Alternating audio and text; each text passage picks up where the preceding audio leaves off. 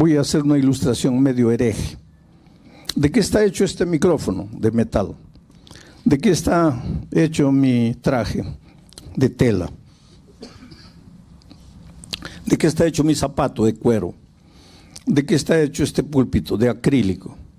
¿De qué está hecho esta Biblia? De papel. Y ahora viene la pregunta tonta. ¿Y de qué está hecho Dios? No, Dios no está hecho. Dios es Dios. Pero para entender, ¿y si estuviera hecho, de qué estaría hecho? ¿Cuál sería la materia prima de él? Amor. Eso es lo que Juan dice cuando dice Dios es amor. Entonces, el amor existe porque Dios es amor. Entonces, cuando Pedro te dice, en la iglesia debes amar al otro, aunque no te caiga simpático, aunque no se adapte a tu manera de pensar o de ser. Ustedes todos deben amarse. Pedro dice eso entendiendo que tú has aceptado a Dios en tu corazón. Y si has aceptado a Dios en tu corazón, has aceptado el amor. Y ahora no vas a predicar el amor, vas a vivir el amor. El amor no se declara en una poesía ni en un himno. El amor se vive. Pero solo es posible vivir el amor cuando Dios vive en ti, porque Dios es amor. Vamos a abrir la Biblia una vez más, esta vez en la primera epístola de Pedro a la primera epístola universal de Pedro, ¿no? El capítulo 3, y hay varios versículos que vamos a analizar esta noche, desde el versículo 8, 9, 10, 11 hasta el 12.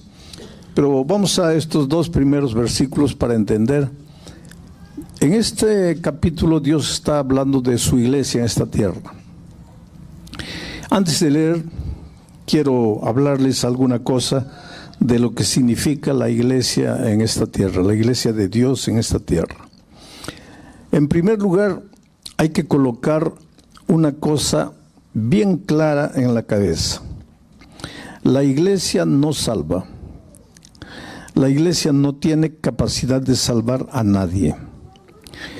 No pienses tú que porque vienes a la iglesia te vas a salvar. Pero la iglesia juega un papel importantísimo en la vida del cristiano.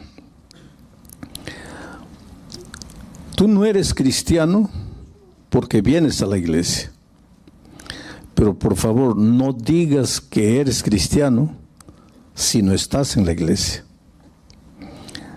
La iglesia, de acuerdo a las enseñanzas de Jesucristo, Cristo es la cabeza y la iglesia es el cuerpo.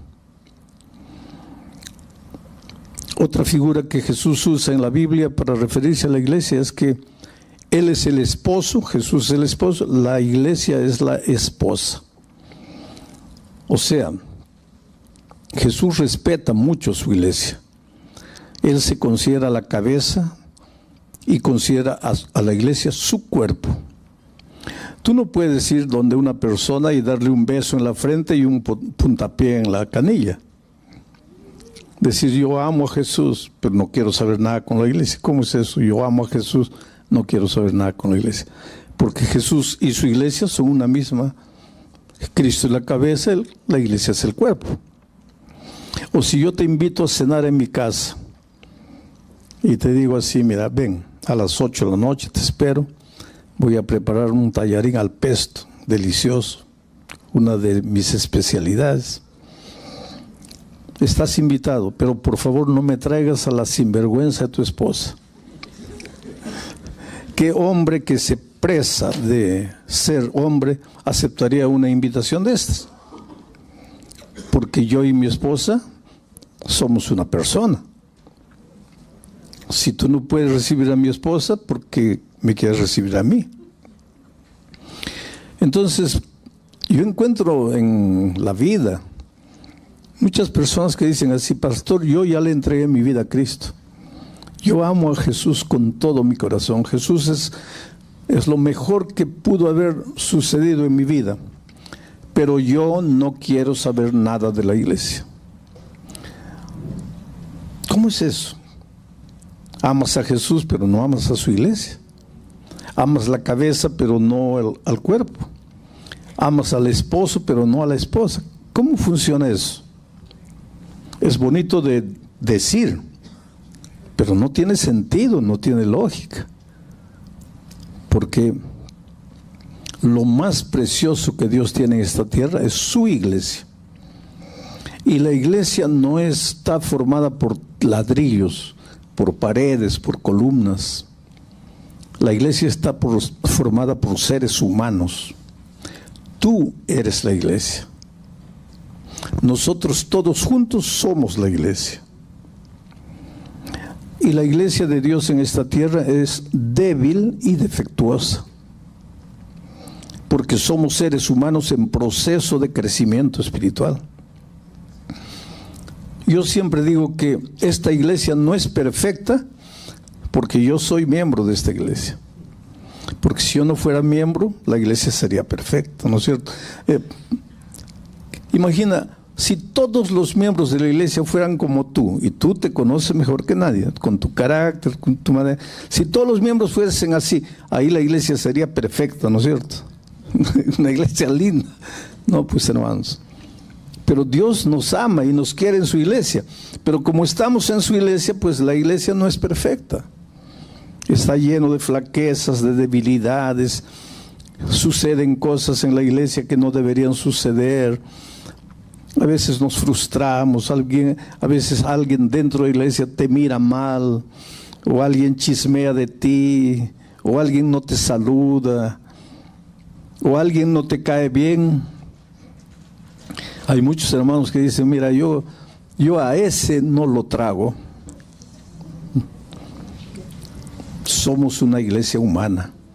Pero por el hecho de ser una iglesia humana en proceso de perfección, no dejamos de ser la iglesia de Dios.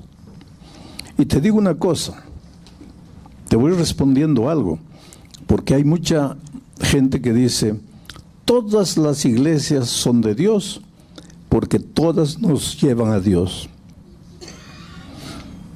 Pero la Biblia no enseña eso. Dice que cuando Cristo venga, solo va a encontrar ovejas y cabritos.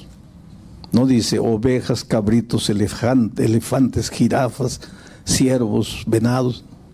Solo dos, ovejas y cabritos. Cuando Cristo venga, va a encontrar solo vírgenes prudentes y vírgenes insensatas. No dice prudentes, más o menos prudentes, casi prudentes. Solo dos grupos. La iglesia del valle y la iglesia de la montaña. La iglesia que edificó en la arena y la iglesia que edificó en la roca. Solo dos iglesias. Usando simbolismo, la iglesia vestida de blanco de Apocalipsis 12 y la iglesia vestida de rojo. Solo dos iglesias. ¿De dónde sacamos los seres humanos que hay muchas iglesias y que todas las iglesias llevan a Dios? Ahora, alguno de ustedes está esperando que yo diga que la iglesia de Dios es la iglesia adventista del séptimo día. Ahí no voy a decir eso. Pero pastor, ¿usted no es miembro de la iglesia adventista? Claro, yo soy miembro, no solo soy miembro, soy pastor de la iglesia adventista del séptimo día. Pero yo no soy adventista del séptimo día por el nombre. Y cuando tú busques la iglesia de Dios en esta tierra, no busques a la iglesia por su nombre, búscala por sus características, no por el nombre. Yo me acuerdo que cuando era un joven misionero en la selva, iba a haber una ceremonia bautismal y yo no podía bautizar porque los pastores de la iglesia adventista, si no estamos ordenados, todavía no podemos bautizar, a no ser que nos den una autorización especial y no haya ningún pastor ordenado presente. Entonces yo no podía bautizar. Le escribí al presidente, le dije, mire, tengo candidatos para el bautismo. El sábado vamos a tener un bautismo bonito. Y mañana en la noche voy a explicar por qué una persona necesita bautizarse. No es un detalle simple en la vida del cristiano, es muy importante. Pero ¿por qué? Teológicamente, mañana les voy a mostrar por qué una persona debería bautizarse. Y si tú me dices, pero pastor, yo ya fui bautizado cuando era un niño, mañana te voy a explicar cuánto vale el bautismo de cuando eras un niño. Pero pastor, ya fui bautizado antes de conocer todo el mensaje cristiano. Entonces te voy a explicar mañana con la Biblia todas esas cosas relacionadas con el bautismo. Pero bueno, íbamos a tener un bautismo y el presidente me dijo, te voy a mandar un pastor jubilado. ¿Cómo se llama el pastor? Mateo Aguilar. Pero yo no lo conozco. Entonces él me dijo así, eran los tiempos de los telegramas, de las cartas. No había fax, no había celular, no había WhatsApp, no había nada de eso. Entonces él me mandó una carta. Mira, el pastor Aguilar es una persona alta. En segundo lugar, es jubilado, ya es de edad. Tercero, es delgado. Cuarto, tiene un lunar grande en la cara izquierda. Quinto, siempre anda con corbata y con un cartapacio negro. Entonces tú vete a donde va a llegar el ómnibus y espera que baje un hombre con esas características. Ese es el pastor Mateo Aguilar. Y pues yo me fui a la ciudad donde llegaba el ómnibus. Llegó el ómnibus, comenzaron a bajar los pasajeros. Y yo con las características anotadas. La primera persona que bajó fue el ayudante del conductor, un muchacho, todo mal vestido. Lo miré descartado, dice, no puede ser, porque el pastor Aguilar es hombre de edad. La segunda persona fue una dama, no, tampoco puede ser, porque el pastor Aguilar es hombre. La tercera persona que bajó, un hombre gordo, así todo mal vestido. No, ese tampoco. Y pues fui confiriendo todas las características hasta que bajó un hombre alto, terno, corbata, cartapacio negro, un lunar aquí. Confería todas las características. Entonces yo me acerqué, buenas tardes, pastor Aguilar. Y él me miró, ¿tú eres el pastor? Sí. ¿Y cómo me conoces? No. ¿Y cómo sabes que soy el pastor Aguilar? Tengo las características. Entonces, si tú me preguntas, soy pastor, ¿cómo puedo saber cuál es la verdadera iglesia? Características. Características. Ese no es mi tema esta noche. Pero ese es un tema interesante de estudiar.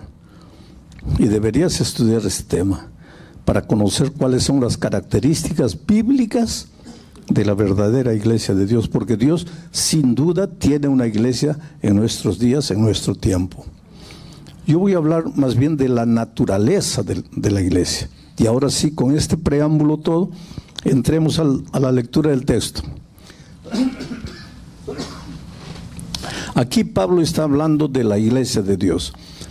Dice, finalmente, sed todos ¿quiénes? Todos los miembros de la iglesia, de un mismo sentir.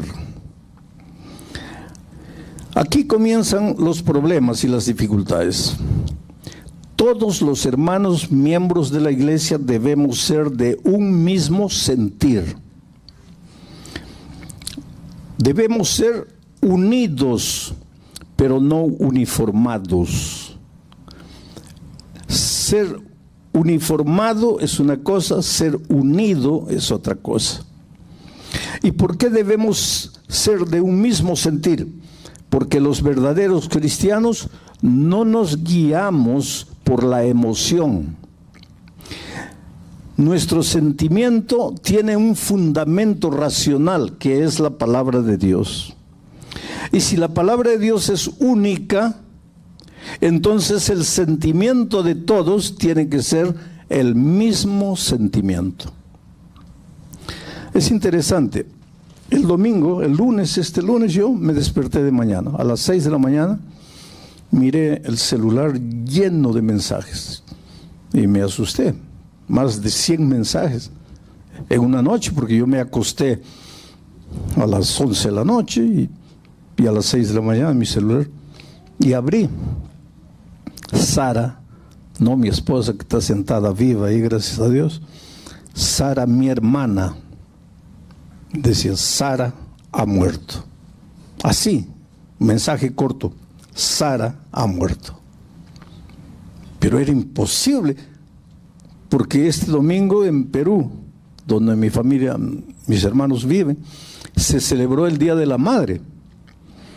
Y ella a mediodía se reunió con las otras hermanas carnales, con los hijos, la familia, comieron, almorzaron, se rieron, se tomaron fotografía, y a las 7 de la noche ella estaba muerta. Cuando una persona está enferma, nos preparamos, ¿no? Psicológicamente, emocionalmente, nos vamos preparando. Pero cuando alguien está sonriendo, comiendo, feliz, y 5 horas después está muerto, es un choque para todos. Y mis hermanos, pues yo soy el pastor de la familia, ¿no? Mis hermanos viven en diferentes países, todo el mundo viajó para allá. Y mis hermanas claman: ¿y tú? Yo le digo: mira, yo estoy en una campaña evangelística. Yo tengo el mismo dolor de ustedes, pero yo tengo una misión. Yo no puedo interrumpir todo aquí para ir allá. Entonces, por favor, compréndanme. Hace una hora, mi hermana acaba de ser enterrada. Yo tuve la oportunidad de ver el culto, lo que se dijo en el culto. Y entonces entendí una vez más el valor de la esperanza. Los cristianos nos entristecemos delante del dolor, pero no nos desesperamos, porque tenemos esperanza. Yo ayer les grabé un mensaje a mis hermanos, se los mandé. Sara, nuestra hermana, duerme, pero ya viene Jesús para despertarla del sueño. Tú sabes el valor de la esperanza. Ahora, mi esperanza no se funda, no se basa en emoción. Mi esperanza se basa en la palabra de Dios, en la promesa de Dios. La esperanza cristiana no tiene el mismo concepto de la palabra esperanza del diccionario, porque esperanza en el diccionario es esperar que suceda algo. Pero esperanza en el sentido teológico es la convicción de que lo que Dios ha dicho se va a cumplir. No es esperanza, no es ojalá que se cumpla. Mi hermana ha muerto, pero la palabra de Dios dice que ella duerme y que cuando Jesús vuelva va a resucitar. Y eso no es ojalá que suceda, eso es convicción de que va a ser así, porque la palabra de Dios lo dice. Y es en este sentido que Pedro le dice a la iglesia: sean todos ustedes no de una misma emoción, sino de un mismo sentir, de una misma manera de pensar, porque el pensamiento de ustedes está fundado en la palabra de Dios, y la palabra de Dios es una sola, eterna.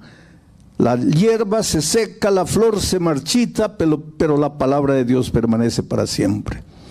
Por eso, queridos, los cristianos, cuando vienen las tormentas, la oscuridad, la lluvia, las tragedias, las dificultades, somos seres humanos y podemos derramar una lágrima. ¿Tú crees que mis hermanos no han llorado? ¿Tú crees que yo en silencio no he derramado una lágrima? Pero estoy aquí predicando con convicción, con seguridad, con esperanza. Y esto es lo que Dios quiere para su iglesia. No que cada uno piense como quiera. Y el hecho de que cada uno no puede pensar como quiera. No es que Dios es enemigo de la libertad. Tú eres libre, pero eres libre para aceptar o para rechazar la palabra de Dios. Tú no eres libre para tomar la palabra de Dios y decir, bueno, aquí dice blanco, está bien, está escrito, pero yo creo que es rojo. Esa libertad Dios no te ha dado. Dios te ha dado libertad para, aquí dice blanco, pero yo no acepto que sea blanco. Eso puedes hacerlo. O acepto, pero decir no, y querer crear tu propio raciocinio para explicar que este blanco es rojo, esa libertad Dios no te ha dado. A los seres humanos Dios nos ha dado. El único que establece lo que es principio, lo que es valor, es Dios, no es el hombre. El hombre puede aceptar los principios y valores establecidos por Dios o puede rechazarlos, pero no puede raciocinarlos, no puede adaptarlos, no puede cortarlos, ni por aquí ni por allá. En Brasil tenemos una expresión, eu acho. ¿Cuántos brasileños hay aquí? ¿Ah? El eu acho. ¿Qué es ese eu acho? Eu creo, yo creo. A mí me parece, yo creo. Delante de la palabra de Dios no hay yo creo. No puedes tú tomar la palabra de Dios y adaptarla a tu manera de pensar, adaptarla a tu cultura, adaptarla a tu antojo. O tú aceptas la palabra o la rechazas. Y la palabra no es el pastor. La palabra no es la junta de iglesia. La palabra es la palabra. Por eso tienes la palabra de Dios en tus manos, para que con tus ojos veas lo que está escrito. Esto es lo que Pablo le está dando a la iglesia, diciendo a la iglesia. Sed todos de un mismo sentir, compasivos. Esa palabra compasivos, en realidad en el original griego, debería decir así, dice, pero no ha sido traducido así. Dice, sean empáticos, pero en esos tiempos no existía la palabra empático como nosotros tenemos hoy. ¿Qué cosa es ser empático? Es colocarme en el lugar del otro antes de juzgarlo. Los Pieles Rojas en los Estados Unidos, ellos dicen que si quieres criticar a un cojo, si quieres criticar a una persona que anda cojeando, primero colócate sus zapatos y camina 5 kilómetros con el zapato del cojo para entender por qué cojea. Esto es interesantísimo. Eso es empatía.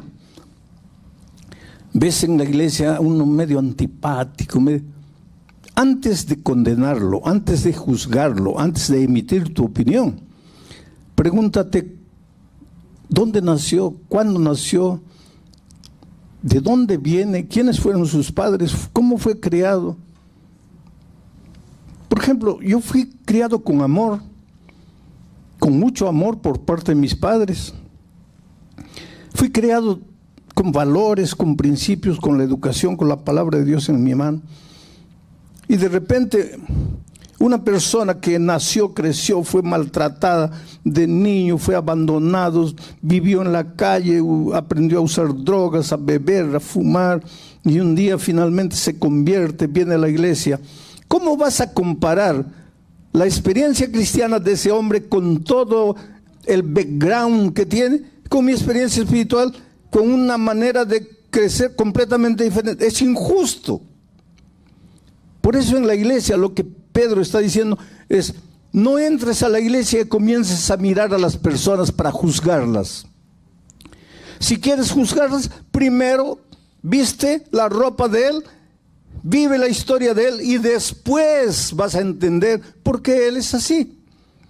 Porque la iglesia es un desfile, una acuarela maravillosa, hermanos.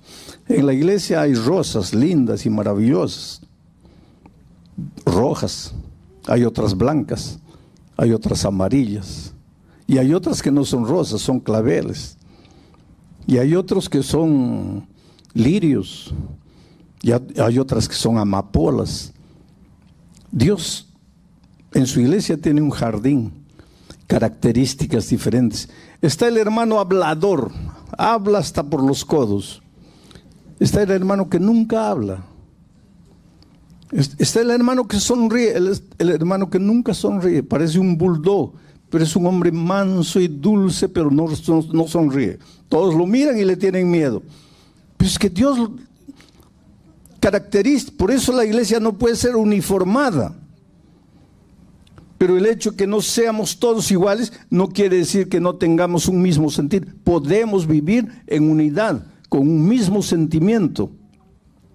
¿Por qué? Porque nuestro sentimiento no es emoción, está fundamentado en la palabra de Dios, que es única, eterna y que no cambia nunca. Finalmente, sed todos de un mismo sentir, compasivos, amándoos fraternalmente.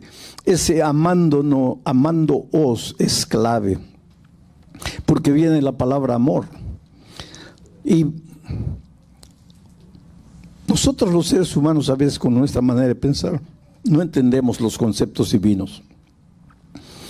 Juan dice que Dios es amor. Para que tú entiendas lo que significa Dios es amor, te voy a hacer pensar de esta manera. Voy a hacer una ilustración medio hereje. ¿De qué está hecho este micrófono? De metal. ¿De qué está hecho mi traje? De tela. ¿De qué está hecho mi zapato? De cuero. ¿De qué está hecho este púlpito? De acrílico. ¿De qué está hecho esta Biblia? De papel. Y ahora viene la pregunta tonta. ¿Y de qué está hecho Dios?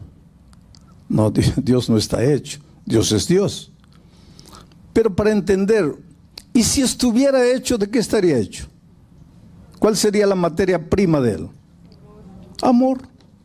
Eso es lo que Juan dice cuando dice Dios es amor.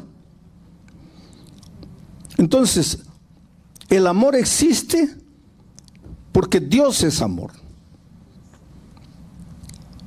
Entonces, cuando Pedro te dice, en la iglesia debes amar al otro, aunque no te caiga simpático, aunque no se adapte a tu manera de pensar o de ser. Ustedes todos deben amarse. Pedro dice eso entendiendo que tú has aceptado a Dios en tu corazón.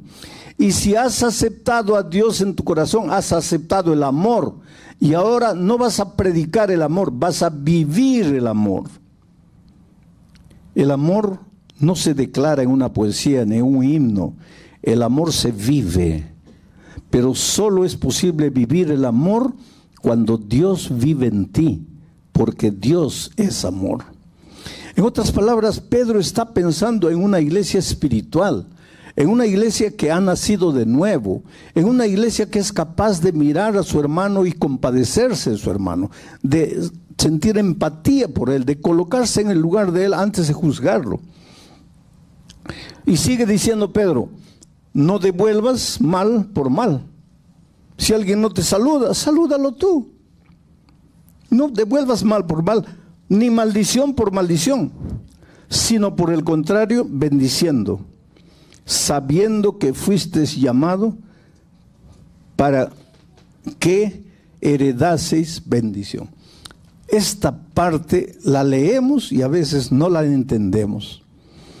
Tú fuiste llamado para heredar bendición.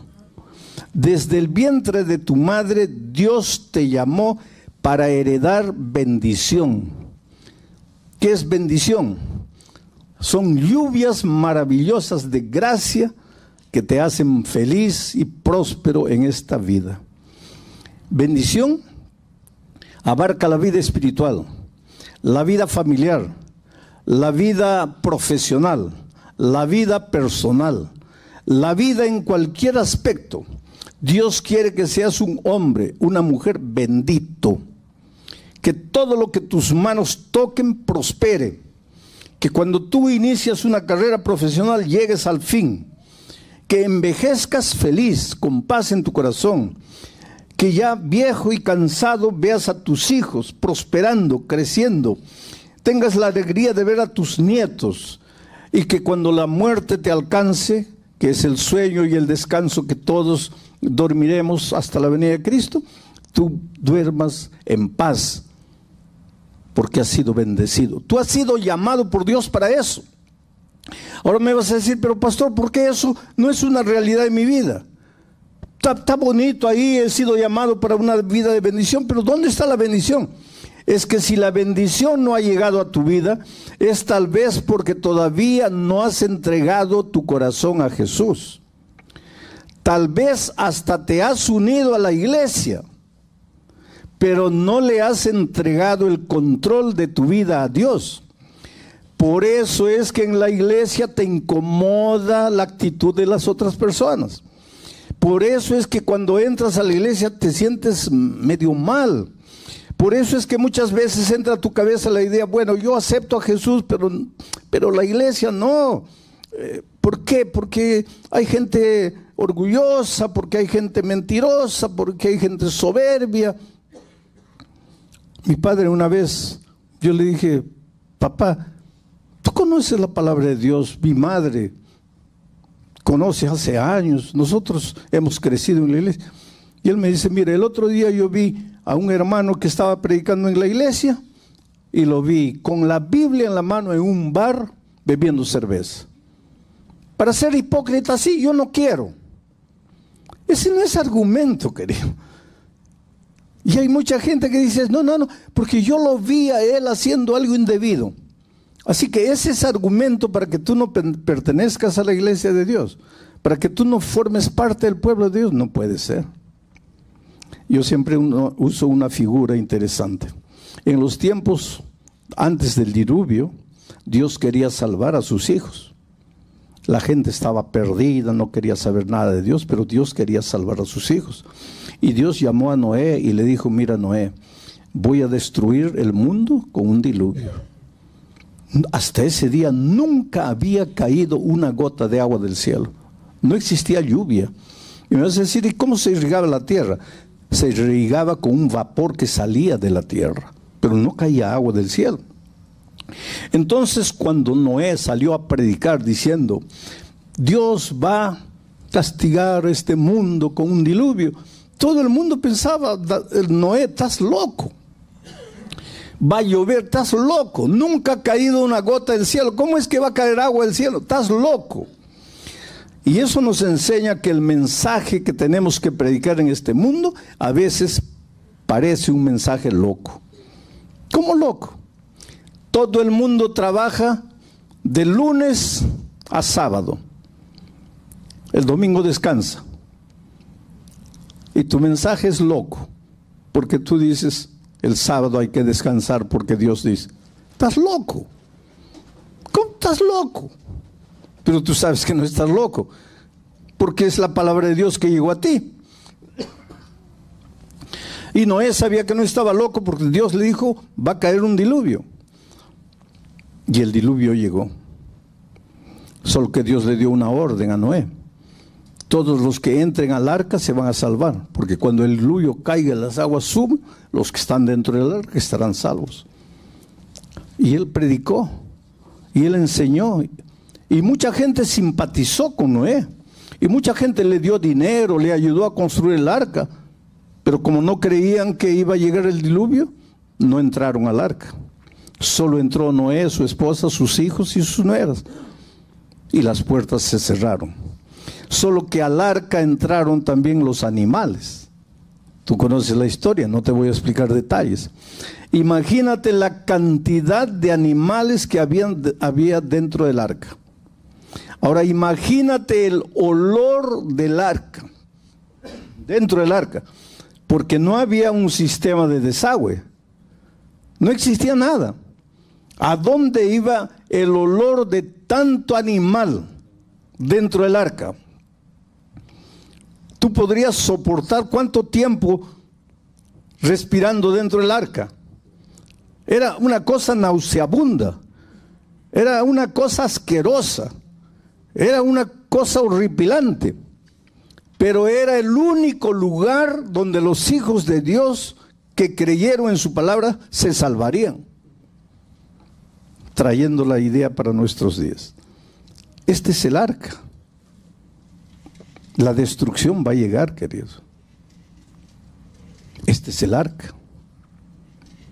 Y a veces el olor dentro del arca, y no estoy hablando de olor físico, el olor moral, el olor de las características, de los temperamentos. Sin embargo, este es el arca. Tienes que entrar. Tienes que aprender a convivir con los hermanos dentro de la iglesia, con las diferencias. Tú mira al Señor Jesucristo y camina y sigue a Jesús. Que te dicen, que no te dicen, que te saludan, que no, tú a Jesús y sigue caminando. Y como Jesús dice que Él es la cabeza y este es su cuerpo, tú tienes que estar aquí en el cuerpo, formando parte del cuerpo, aunque los hombres hagan lo que hagan. Muy bien, ahora miren cómo termina este versículo 9. Tú has sido llamado para la bendición, pero para que la bendición sea una realidad en tu vida, pues tienes que aprender a convivir con los hermanos en un mismo sentir, compasivo, amándose fraternalmente, etcétera, etcétera. Ahora miren el versículo 10 cómo empieza. Porque el que quiere amar la vida y ver días buenos, la bendición, refrene su lengua del mal, apártese del mal, haga el bien, busque la paz y sígala. Aquí hay mucho para reflexionar. Refrena tu lengua del mal. No hables, no chismees, no digas lo que imaginas. Y si escuchas algo, que muera en ti. ¿Por qué pasas por el otro? Tú has escuchado o has visto alguna vez esa ilustración. Si yo vengo aquí a la señora y le digo en el oído, y después tú le pasas mi mensaje a ella en el oído, y tú en el oído, tú en el oído, y yo te digo, el cielo está azul y esplendoroso. Dile a ella. Ahí tú le dices a ella, el cielo. Y ella, y cuando llega allá, no es nada de lo que yo le dije a ella, porque allá llegó todo distorsionado. El chisme es así. Entonces, refrena tu lengua. No, has escuchado. ¿Qué has escuchado? ¿Tú quieres bendición? Tú has sido llamado para hacer una bendición en la tierra, para ser un hombre, una mujer bendecido. Pero si quieres que eso sea una realidad, aprende a controlar tu lengua. Que tus labios no hablen mentira, no hablen engaño. Apártate del mal, haz el bien, busca la paz y síguela. ¿Por qué tienes que estar peleando? ¿Por qué tienes que estar discutiendo? Nadie pierde por callar la boca. Reflexiona. Pero todo eso viene de Dios. Si tú no le abres el corazón a Dios, si tú no permites que Jesús viva en tu vida, estas características nunca van a ser realidad en tu vida. Y como consecuencia, la bendición va a ser un sueño, una ilusión, pero no una realidad que la puedes vivir. Y finalmente, miren la última parte. Porque, versículo 12, porque los ojos del Señor están sobre los justos. ¿A quién cuida el Señor? A los justos. ¿Y quién es justo? No el que nunca peca. Porque Salomón dice, 7 veces cae el justo. Salomón no dice 7 veces cae el pecador. Dice cae el justo. Y ahora más me hace preguntar, ¿quiere decir que los justos también caen? Claro. Hasta la medida de Cristo vamos a cargar lo que expliqué anoche, la naturaleza pecaminosa. Y mientras carguemos la naturaleza pecaminosa, estamos sujetos a caer en cualquier momento. Nuestra única seguridad es Cristo. Pero los ojos de Jehová están sobre los justos. Te protegen, te vigilan, te defienden. Los ojos de Jehová están sobre los justos. Pero el rostro del Señor está contra aquellos que hacen el mal. Ahora, esta frase necesita ser explicada.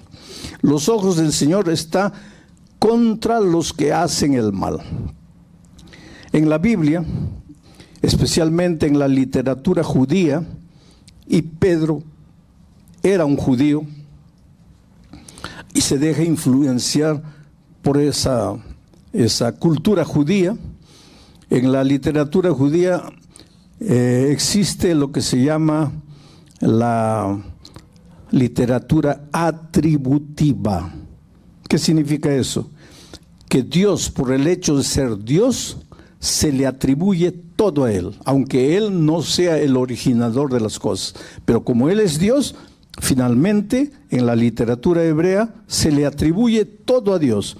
Como cuando dice, y Dios endureció el corazón de Faraón. No, Dios no endureció el corazón de Faraón.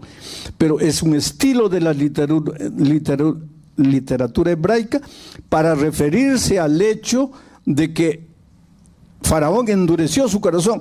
Pero como Dios es Dios, finalmente la literatura responsabiliza a Dios. Aquí se le atribuye a Dios el mal de los pecadores. Pero Dios no les hace mal, ni a los pecadores, ni a los justos. Dios es fuente de bendición, Dios es fuente de amor. Pero aquí está Dios, y aquí está el territorio de la bendición. Tú quieres ser un hombre bendito, no te salgas del territorio de la bendición. No sueltes la mano de Jesús. Pero si tú sueltas la mano de Jesús y te vienes para aquí, tú te introduces solo al territorio de la muerte, al territorio de la maldición. No es que Dios te maldice.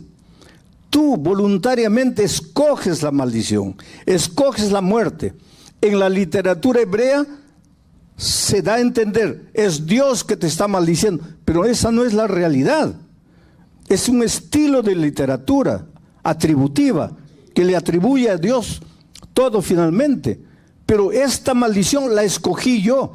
En ese sentido, la muerte no es el castigo de Dios. La muerte es una opción humana. Yo escojo el terreno de la maldición. Yo escojo el terreno de la muerte. Hermanos, Dios es vida. ¿Y qué cosa es la vida? La ausencia de muerte. Y si Dios es vida, en Él no hay muerte. Y si en Él no hay muerte, ¿cómo te va a dar la muerte? Él no te da la muerte. La muerte es una opción tuya. Tú escoges al separarte de la vida que es Dios. Y te voy a decir algo más que te puede asustar. Dios es amor y Dios es misericordia. Y hay mucha gente que malentiende la misericordia divina. Porque últimamente escucho a mucha gente decir, Dios es amor, Dios es misericordia, y todo el mundo se va a salvar. No importa que viva como viva, que haga lo que haga, se va a salvar, porque Dios, siendo amor y misericordia, no va a matar a nadie. Y efectivamente Dios no va a matar a nadie, porque la muerte no viene de Dios. La muerte es una opción que tú escoges. Pero ¿qué pasa? Voy a hacer la ilustración. Aquí está el pecado. Y el pecado es muerte. ¿Por qué el pecado es muerte? Porque el pecado es alejamiento de Dios, alejamiento de la vida. Y si te alejas de la vida, entraste a la muerte. Aquí está el pecado. Cuando Cristo venga, Él viene para destruir el pecado. Del pecado no va a quedar ni raíz ni rama. ¿Por qué? Porque el pecado es lo más repulsivo a los ojos de Dios. ¿Y por qué? Porque el pecado te destruye, te anula, te hace sufrir, te trae dolor, te trae enfermedad. Dios te ama. Dios no puede aceptar el pecado bajo ninguna hipótesis, porque el pecado te hace padecer en este mundo de miseria. Entonces, cuando Él venga por segunda vez, viene para destruir el pecado, no para destruir a los seres humanos. Entonces, ¿todos se van a salvar? No, querido. Se van a salvar los que corran a la vida y acepten al Dios de la vida y vivan una vida de comunión con la persona vida. Pero si cuando Cristo venga, yo me agarro de aquí y no quiero soltar, y escucho la invitación divina, pero no quiero soltarme, y Dios me llama, pero el mundo me atrae, y el pecado me atrae, y me agarro del pecado, y no quiero soltar el pecado, cuando el fuego eterno caiga sobre el pecado, me va a tocar a mí. Pero el fuego no vino para mí, vino para el pecado. ¿Y por qué morí? Porque no quise soltar el pecado. Por eso es que la Biblia dice, hoy es el día de buena nueva. Hoy es el día de salvación. Hoy Dios te llama. Oh querido, tú eres lo más precioso que Dios tiene en esta vida. Hoy es tu cumpleaños y nadie se acordó y nadie te dijo nada. Nadie te hizo un pastel. Dios sabe. Hoy tuviste un malentendido con alguien. Estás aquí, pero tu corazón está triste. Hoy recibiste una llamada telefónica de un lugar distante con una mala noticia. Inclusive pensaste en no venir. Estás tan arrasado. Dios te conoce. Dios sabe. Tú eres como un pajarito en las manos de Dios. Un pajarito herido. Y Dios te toma y te atrae a su corazón. Si tú aceptas el amor de Jesús y te dejas amar por Jesús, tú vas a sentir el palpitar, el latido del corazón de Jesús. ¿Cómo te ama? Fuiste llamado para ser una bendición. Dios quiere que vivas una vida buena, que seas feliz, realizado. Vas a encontrar dificultades en la vida, pero Dios te va a ayudar a vencer. Pero para eso tienes que entregarle el corazón a Jesús. Tienes que rendirte a Él. Tienes que consagrarte a Él. Toda la semana he hecho invitaciones. Estas invitaciones las hago en todos los países del mundo. Hace algún tiempo atrás yo estaba en Estados Unidos. Hice una invitación, vino una chica aquí adelante, tatuada, rostro, tenía una cadena pendiente aquí, cuerpo, brazos, olía a alcohol, a droga. Y cuando terminé, hice la última oración, entraba a un cuartito y ella se metió. Y ahí sentí más el olor de droga. Ella estaba drogada o semidrogada. Y me dice: Dios no puede amarme a mí. Mira mi vida, mira lo que soy. Soy una basura. Y me hizo una pregunta terrible. Tú dices que Dios me ama. Pues cuando yo era una niña, mis padres murieron en un accidente de tránsito y me quedé huérfana. Pero mi abuela, la mamá de mi mamá, vivía y me recogió y me crió con cariño. Pero cuando yo tenía 12 años, mi abuela, mi única familia, murió y me quedé sola, una niña de 12 años. Entonces una vecina de mi abuela me recogió, no porque me amaba, sino porque quería quedarse con la casa de mi abuela. Y una noche, yo tendría 13 años, cuando el esposo de esa mujer entró a mi cuarto y me violó. Yo gritaba, pedía auxilio, la mujer escuchaba, no hizo nada. Ese hombre me violó. Yo tenía 13 años, al día siguiente salí de casa, ya no podía quedarme en esa casa. Me fui a vivir a la calle, una niña de 13 años. Comencé a vivir con los muchachos de la calle. Fui violada una vez y otra vez y otra vez por los chicos de la calle. Aprendí a fumar, a beber, a usar drogas. Todo esto que ves en mi cuerpo es que quiero provocarme dolor, sufrimiento. Ahora vienes tú y me dices que Dios me ama. ¿Qué Dios? ¿Dónde estaba Dios cuando mis padres murieron? ¿Dónde estaba Dios cuando mi abuela murió? Dios me ama. ¿Dónde estaba Dios cuando ese hombre malo entró a mi cuarto y abusó de mí? Y yo clamaba, ¿dónde estaba Dios? ¿Dónde estaba Dios cuando en las noches en la calle los muchachos abusaban de mí? ¿Qué Dios es ese? ¿Cómo puedes decir que Dios me ama? Querido, hay muchas cosas que yo no puedo explicar, pero yo sé que Dios te ama.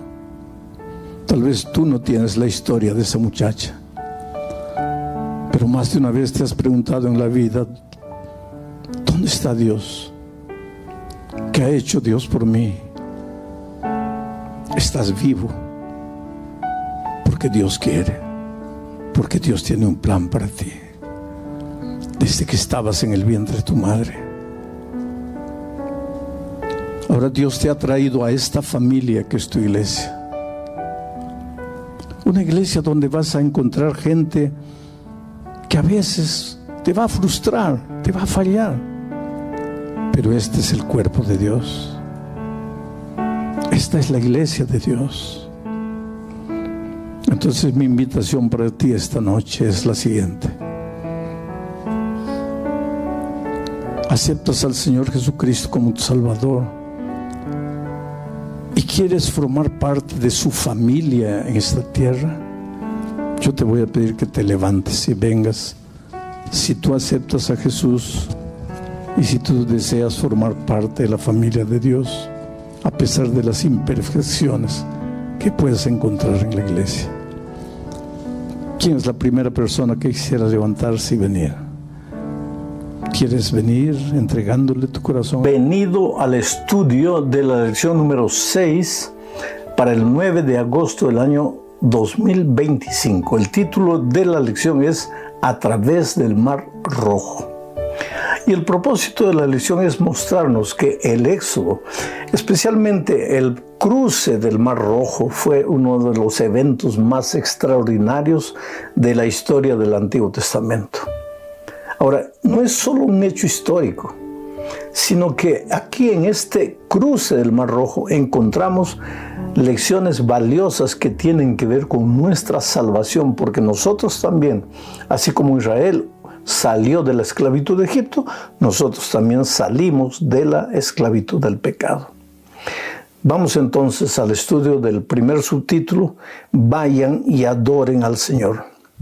Claro, pues que después de la muerte de los primogénitos, Faraón se rindió, lloró, aparentemente se arrepintió, solo que remordimiento no es arrepentimiento. ¿Qué cosa es el remordimiento? Es el miedo por las consecuencias del pecado que ya llegan a nuestra vida. ¿Qué cosa es arrepentimiento? Es dolor por haber pecado, reconocimiento del pecado y perdón y abandono del pecado. Faraón no estaba arrepentido. Él sentía remordimiento, estaba desesperado por las consecuencias de su terquedad. Entonces vamos al texto Éxodo capítulo 12, versículos 32, 35 y 36. Dice así: E hizo llamar a Moisés y a Aarón de noche y les dijo: Salid de en medio de mi pueblo vosotros y los hijos de Israel, e id, servid a Jehová como habéis dicho. Tomad vuestras ovejas y vuestras vacas como habéis dicho, e idos, y bendecidme también a mí. Y los egipcios apremiaban al pueblo, dándose prisa a echarlos de la tierra, porque decían: todos somos muertos. Y llevó el pueblo su masa antes que se leudase, sus masas envueltas en sus sábanas sobre sus hombros. E hicieron los hijos de Israel conforme al mandamiento de Moisés, pidiendo de los egipcios alhajas de plata y de oro y vestidos. Y Jehová dio gracia al pueblo delante de los egipcios y les dieron cuanto pedían. Así despojaron a los egipcios. Varias ideas que tenemos que mencionar al leer este texto. En primer lugar, Faraón, finalmente rendido al ver las consecuencias de su actitud, le dijo a Moisés y a Aarón, su hermano. Y a medianoche, mira, a medianoche, pero ya no podía esperar que llegase el día siguiente. Esa misma noche, cuando vio los primogénitos muriendo, el pueblo llorando, desesperado, clamando, mandó llamar a Moisés y Aarón y dijo: llévense a su pueblo, vayan, sirvan a Dios, como me dijiste allá en el desierto, llévense. Pero por favor, bendíganme a mí también. Interesante, que hasta un rey pagano, un rey terco y desobediente, al ver la grandiosidad de los hechos de Dios, pide bendición.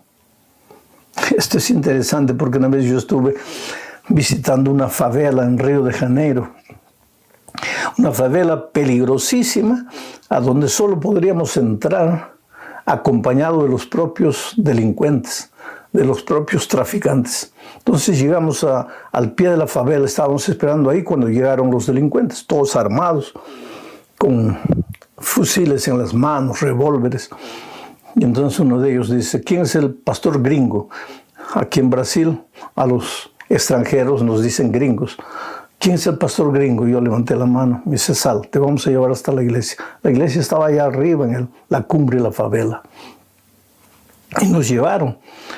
Y prediqué y nos trajeron de vuelta hasta el carro. Pero antes de entrar al carro, ya para despedirme, él me extendió la mano y me dijo: pastor, deme su bendición, por favor. Un pagano que no conoce a Jesús, que derrama sangre, que vive del tráfico, me estaba pidiendo la bendición. Y este incidente de Faraón me recuerda.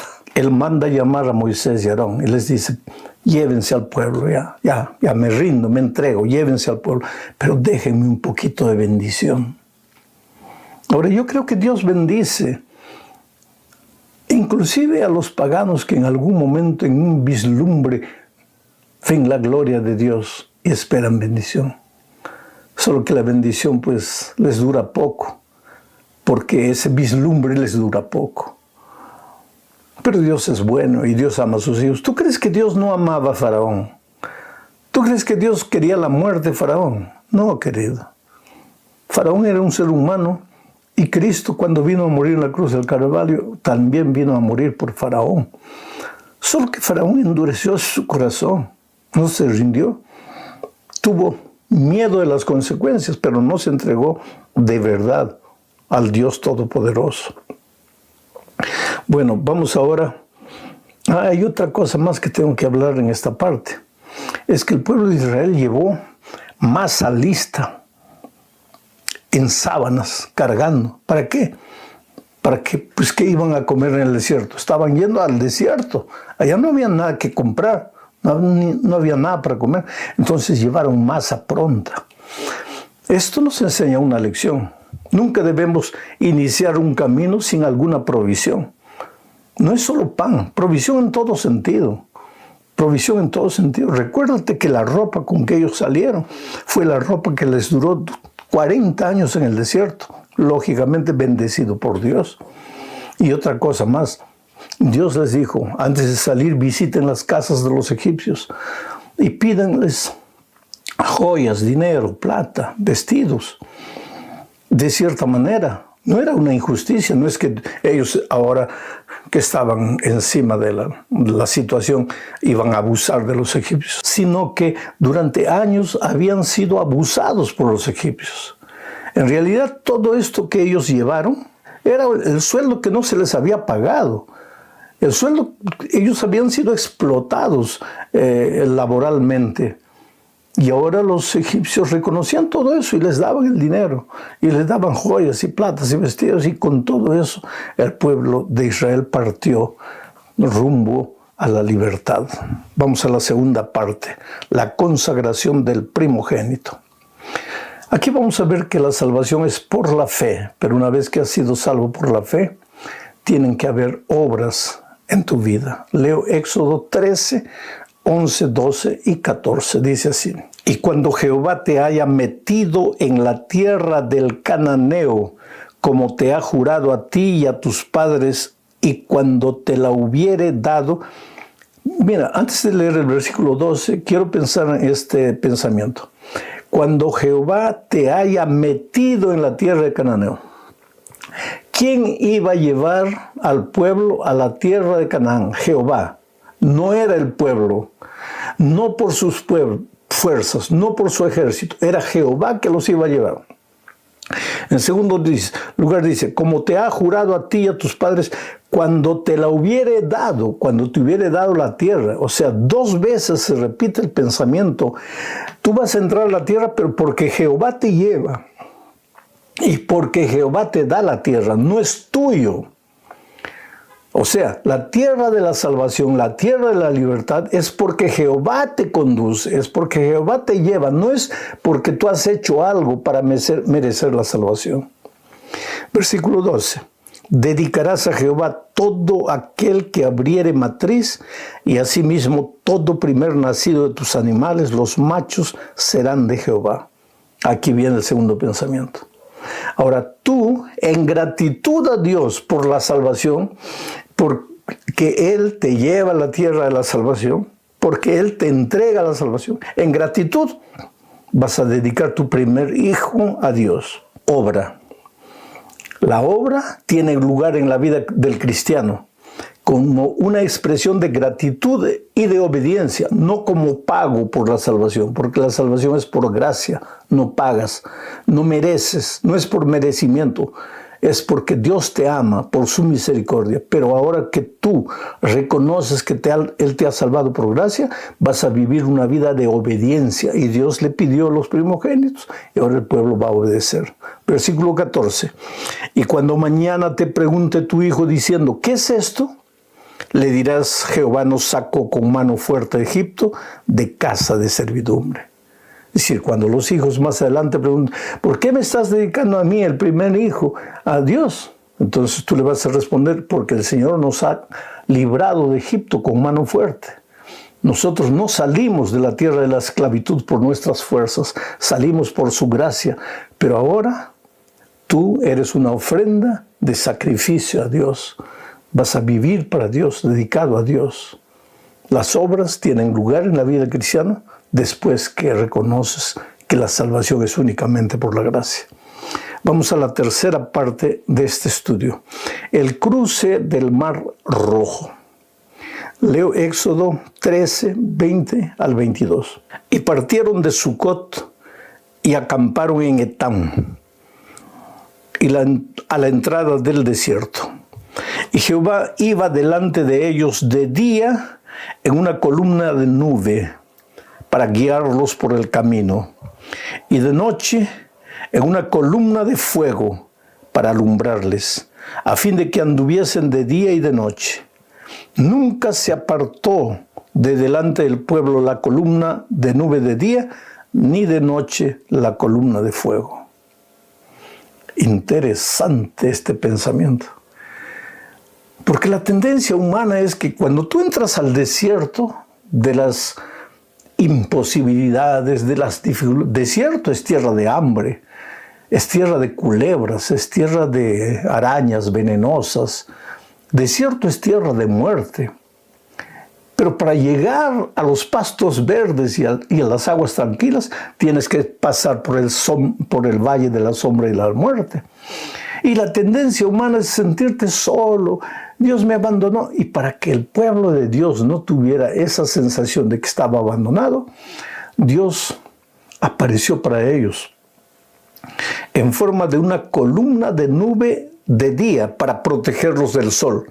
Así podrían caminar en el desierto bajo el sol abrasador, pero protegidos por la nube.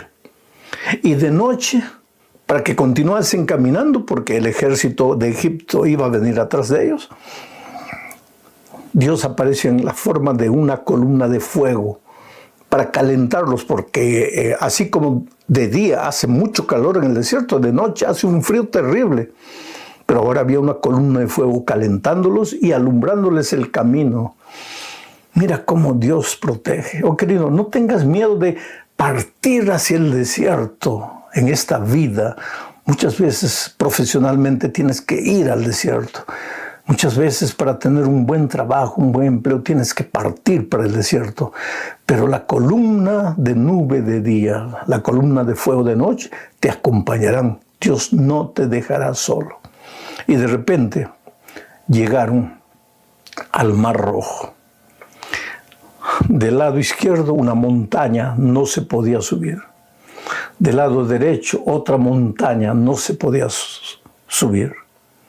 Al frente un mar profundo, no se podía pasar. Y atrás el ejército egipcio, porque Faraón se había arrepentido de haber dejado de salir al pueblo y agarró su ejército y vino atrás. Y ahora aquí, frente al mar, encajonado entre montañas, entre el mar y entre el ejército enemigo, un pueblo de pastores, de constructores, incapaces de se defender. Ahí entra la mano poderosa de Dios. Mira lo que dice Éxodo 14, 13 al 16. Y Moisés dijo al pueblo: no temáis, estad firmes y ved la salvación que Jehová hará hoy con vosotros. Porque los egipcios que hoy habéis visto, nunca más para siempre los veréis. Jehová peleará por vosotros, y vosotros estaréis tranquilos. Entonces Jehová dijo a Moisés: ¿por qué clamas a mí? Di a los hijos de Israel que marchen, y tú alza tu vara, y extiende tu mano sobre el mar, y divídelo, y entren los hijos de Israel por en medio del mar en seco. 4 ideas en este texto. Primero, no teman. Delante de las dificultades, delante del mar rojo que encuentras en tu vida, querido amigo, no temas. Porque el miedo te ciega los ojos. El miedo te impide ver las soluciones. Yo no niego que haya problemas en tu vida, pero hay solución para tu problema. Israel, desde el punto de vista humano, no veía salida, estaba encajonado. Tú tal vez en este momento, desde el punto de vista humano, no ves salida para tu situación, estás encajonado. Pero sigue el primer consejo: no temas, porque si temes, tu propio temor te va a hundir, te va a llevar al fracaso, te va a enterrar. En segundo lugar, mantente tranquilo. Es el mismo consejo, de otra manera. Calma. Respira hondo. No mires al problema, mira a Dios. Levanta tus ojos a Dios. El problema es grande. Pero levanta tus ojos y ve que tu Dios es más grande. No temas, mantente tranquilo. En tercer lugar, la salvación es de Dios y Él te la dará hoy. La salida para tu problema viene de Dios y te la dará hoy o te la dará esta semana, recuérdate. Pero no temas, mantente tranquilo. Finalmente, Dios peleará por ti. Lo que tú no puedes hacer, Dios lo va a hacer por ti. Pero lo que tú puedes hacer, Dios no lo va a hacer por ti. Si tienes que tocar una puerta, Dios no va a tocar la puerta, tú tienes que tocarla. Pero Dios va a tocar el corazón de Él. Si tú tienes que pedir empleo, Dios no va a pedir empleo, tú tienes que pedirlo. Pero Dios va a trabajar en el corazón del gerente para que te dé el empleo. Ve con fe, camina con fe. Dios le dijo a Moisés: levanta la vara. Él podría haber pensado: pues Señor, estás loco, ¿para qué voy a levantar la mano aquí, la vara? El mar es el mar, ¿para qué voy a levantar la vara? Levanta la vara. No discutas con Dios, levanta la vara. Moisés levantó la vara y el mar se abrió. Y el pueblo de Dios pasó a pie. Y cuando ya estaban llegando del otro lado, el ejército egipcio venía. Y viendo el mar abierto, entró también. Pero cuando el ejército estaba en la mitad del mar, las aguas se cerraron. y Faraón y todos sus ejércitos fueron llevados por las aguas. Ese es el Dios maravilloso. Ese es tu Dios maravilloso. No temas. En la vida espiritual hay tentaciones que no puedes vencer, debe haber, pero no temas. Busca a Dios. Ora, estudia la palabra, busca una persona para contarle a Jesús y deja que el resto lo haga Jesús. El pueblo pasó finalmente al otro lado y ahí se cantó el cántico de Moisés y de María. Voy a leer solo un pedacito de ese cántico que es extraordinario. Éxodo 15, 2 y 3, dice así: Jehová es mi fortaleza y mi cántico, y ha sido mi salvación. Este es mi Dios y lo alabaré, Dios de mi Padre y lo enalteceré. Jehová es varón de guerra, Jehová es su nombre. Y ahora si tú vas a Apocalipsis capítulo 5, versículos 2 al 4, vas a encontrar las mismas palabras repetidas. ¿Pero cuándo? Estas palabras fueron cantadas cuando ellos ya pasaron el mar y el enemigo se ahogó en las aguas. Y en Apocalipsis vemos al pueblo de Dios ya salvo, redimido, al mirar su historia pasada. Repite las mismas palabras: Jehová es mi salvación. Él es mi Dios. Yo estoy aquí no por mis fuerzas, estoy por Él. Y esta semana, cuando tú encuentres un buen empleo y vuelvas a la casa, canta: Tú eres mi Dios, Señor. Yo te alabaré por siempre. Tú eres mi Señor. Esta mañana, cuando veas